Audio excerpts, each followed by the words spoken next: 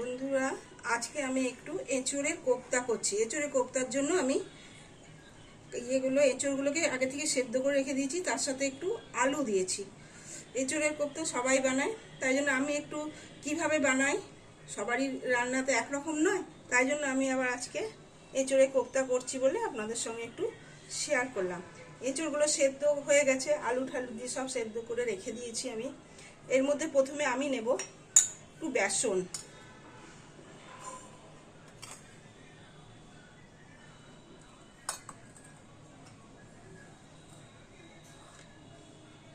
আর নেব নুন,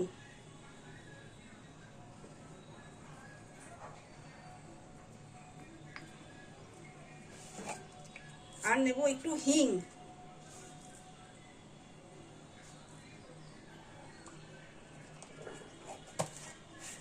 ব্যাস এই দিয়ে আর একটু সামান্য গরম মশলা।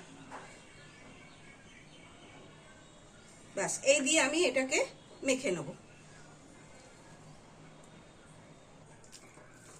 আর এই এঁচোড়টা আমার দিদি পাঠিয়েছে, দিদিদের গাছে প্রচুর হয়েছে, নিয়ে দিদি এঁচোড় পাঠিয়েছে, তাই ভাবলাম একটু এঁচোড়ের কোপ্তা করি। এঁচোড়টা খুব সুন্দর।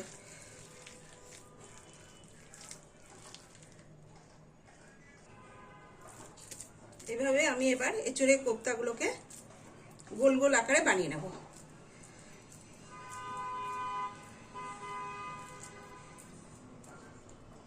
যে যেমন, কেউ চাপটা করবে, কেউ গোল করবে, কেউ বড়ার আকারে করবে, যার যেমন ভাল লাগবে।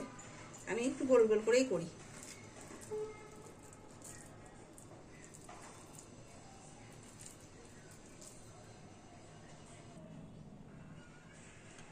কড়াইটা আমি গরম করতে দিয়ে দিয়েছি, গরমও হয়ে গেছে। এবার আমি এর মধ্যে তেল দিয়ে দিচ্ছি। ভাজার জন্য তো একটু বেশি করে তেল দিতে হবে, বড়াগুলো ভালো করে একটু লাল লাল করে না ভাজলে ভালো লাগবে না, তাই একটু বেশি করেই তেলটা দিলাম, আর গ্যাসের এটা বাড়িয়ে দিলাম।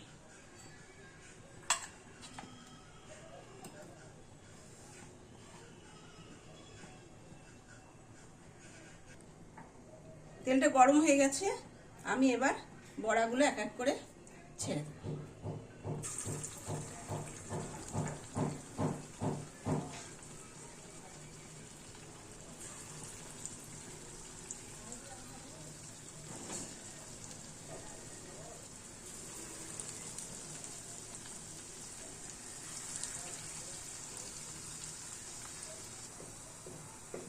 এই কোপ্তাগুলো এইভাবে আমি ভেজে নিচ্ছি, আর এইভাবে আমি সবগুলো ভেজে নেব।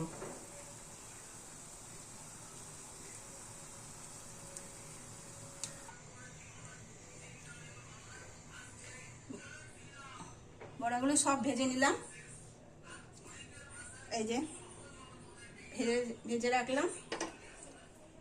এবার তেলটাও কমিয়ে দিয়েছি, অতটা বড়ার তেলে আমি তরকারি করব না, অনেক বেশি হয়ে যাবে, তেলটাও কমিয়ে দিয়েছি। এবার আমি এই তেলে দুটো তেজপাতা আর দুটো শুকনো লঙ্কা ফোড়ন দিলাম।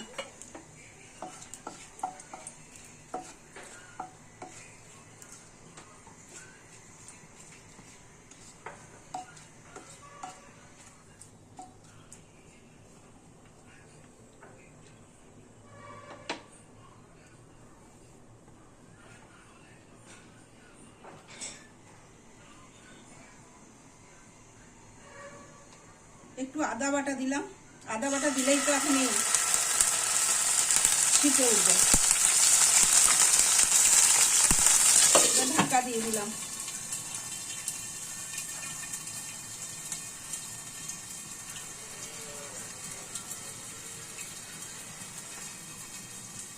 এর মধ্যে আছে জিরে গুঁড়ো, ধনে গুঁড়ো আর লঙ্কার গুঁড়ো, এটাকেও আমি এবার দিয়ে দেবো।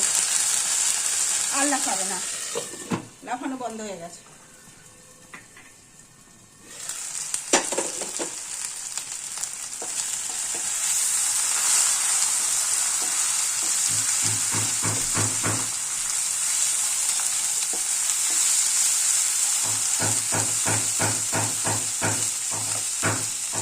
আর দিলাম এতে হলুদ গুঁড়ো, আর অল্প একটু জল দিয়ে দিই, যাতে মশলাটা ধরে যাবার ভয় থাকবে।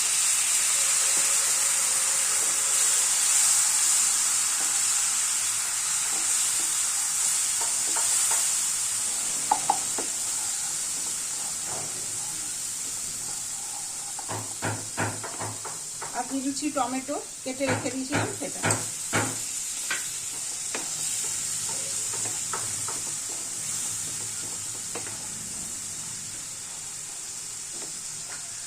আর দিচ্ছি কাঁচা লঙ্কা বাটা। কাঁচা লঙ্কাতে তরকারির স্বাদটা খুব আসে, তাই কাঁচা লঙ্কা বাটা দিলাম।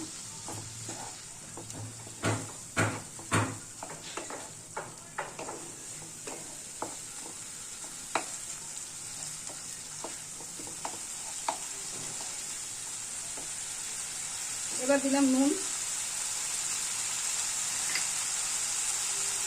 মিষ্টি, ভালো করে কষে নিই।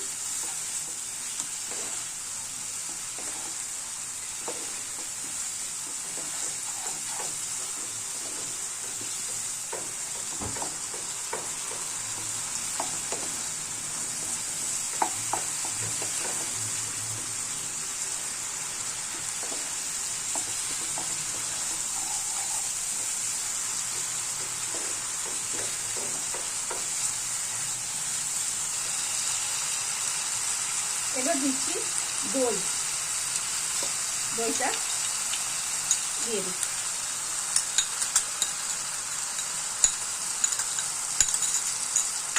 দইটা দিয়ে ভালো করে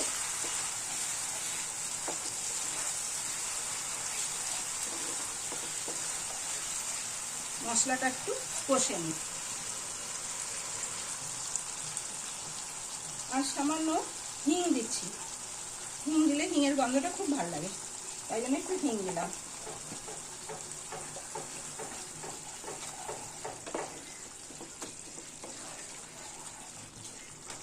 মশলাটা কষা হয়ে গেছে, তাড়াতাড়ি তেলও বেরিয়ে গেছে।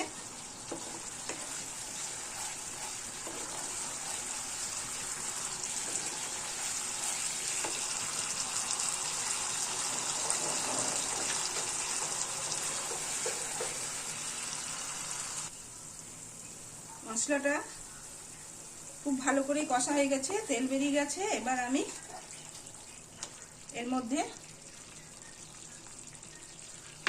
জল দিয়ে দেবো।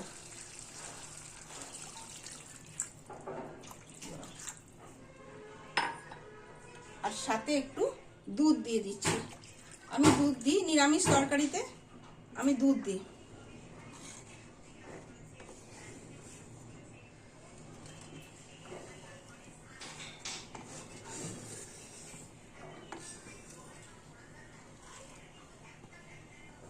আমার রান্না কেমন লাগে অবশ্যই জানাবেন। এবার ঝোলটা একটু ফুটে উঠলে বড়াগুলো দিয়ে দেবো।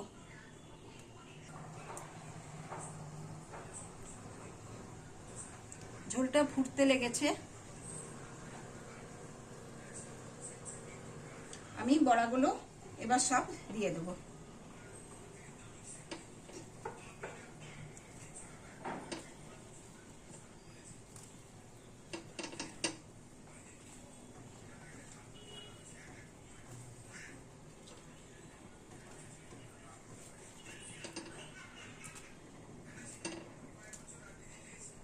বড়াগুলো দিয়ে দিলাম।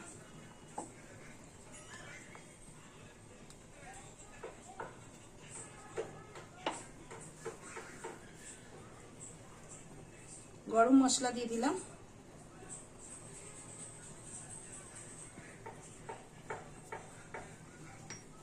নেড়ে নিই গরম মশলা দিয়ে, নাহলে এক জায়গায় জমে যাবে।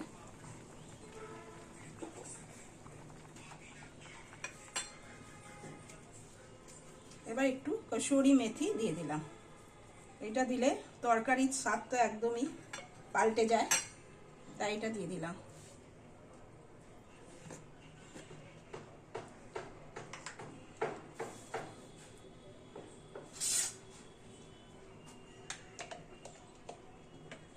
আর ঘি দিয়ে দিলাম। তাহলে রান্নাটা আমার সম্পূর্ণ হলো। অবশ্যই জানাবেন কেমন হলো।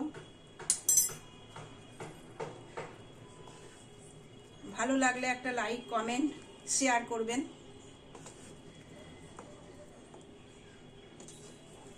আপনাদের কমেন্টগুলো খুব ভালো লাগে, এক একটা কমেন্ট এত ভালো আসে না, পড়ে মন একবারে ভরে যায়।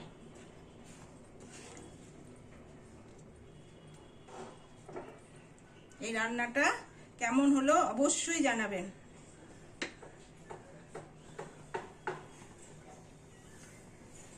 আর রান্না আমি খুব যত্ন করে করি, রান্না করতে ভালোবাসি, ওই জন্য রান্নাটা ভীষণ যত্ন করে রান্নাটা করি।